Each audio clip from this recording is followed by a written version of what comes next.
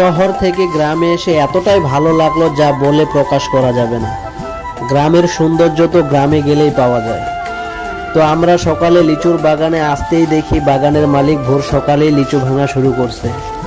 তো গাছ থেকে লিচুর ডাল ভেঙে এখানে নিয়ে আসছে। বাগানের মালিক সকলে মিলে লিচুর ডাল থেকে লিচুর পাতা ছড়াচ্ছে, আর একজন 100 করে লিচু গুনতি করে ছোট ছোট থোকা বানাচ্ছে, সেগুলো আবার 500 করে খাঁচায় প্যাক করা হবে।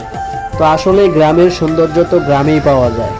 তো আমরা ঢাকা থেকে দিনাজপুর লিচুর বাগানে এসে এতটাই ভালো লাগলো যা বলার মতো না।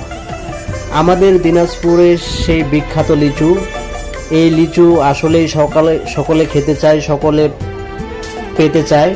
খুব চমৎকার লিচুগুলো খেতে এতটাই সুস্বাদু ছিল যা বলার মতো না।